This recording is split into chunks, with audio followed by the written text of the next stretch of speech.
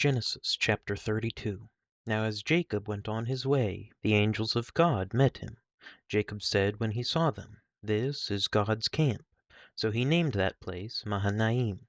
Then Jacob sent messengers before him to his brother Esau in the land of Seir, the country of Edom. He also commanded them, saying, "Thus you shall say to my lord Esau, Thus says your servant Jacob, I have sojourned with Laban, and stayed until now. I have oxen, and donkeys, and flocks, and male and female servants, and I have sent to tell my lord, that I may find favor in your sight." The messengers returned to Jacob, saying, "We came to your brother Esau, and furthermore he is coming to meet you, and 400 men are with him."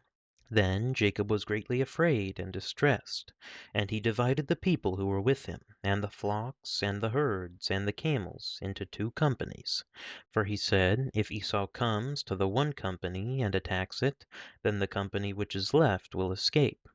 Jacob said, "O God of my father Abraham, and God of my father Isaac, O Lord, who said to me, Return to your country and to your relatives, and I will prosper you. I am unworthy of all the loving kindness and of all the faithfulness which you have shown to your servant. For with my staff only I crossed this Jordan, and now I have become 2 companies. Deliver me, I pray, from the hand of my brother, from the hand of Esau, for I fear him, that he will come and attack me and the mothers with the children.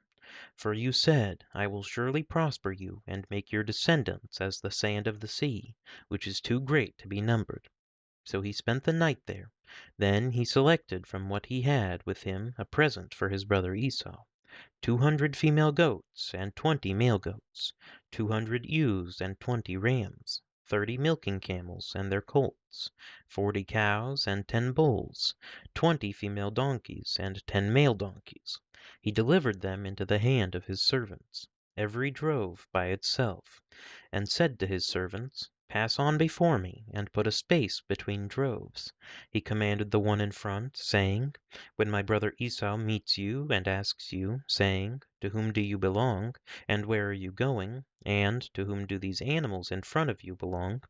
Then you shall say, These belong to your servant Jacob. It is a present sent to my lord Esau, and behold, he also is behind us." Then he commanded also the second and the third, and all those who followed the droves, saying, "After this manner you shall speak to Esau when you find him. And you shall say, Behold, your servant Jacob also is behind us.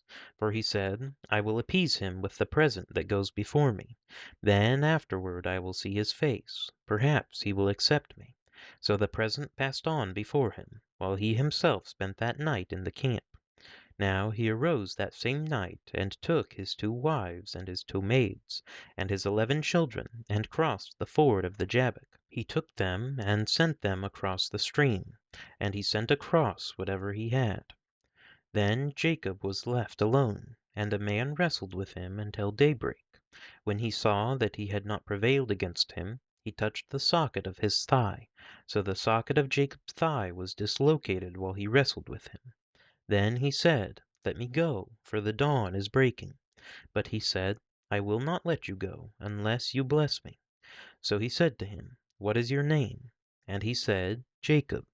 He said, "Your name shall no longer be Jacob, but Israel, for you have striven with God and with men, and have prevailed." Then Jacob asked him, and said, "Please tell me your name." But he said, "Why is it that you ask my name?" And he blessed him there. So Jacob named the place Peniel, for he said, "I have seen God face to face, yet my life has been preserved."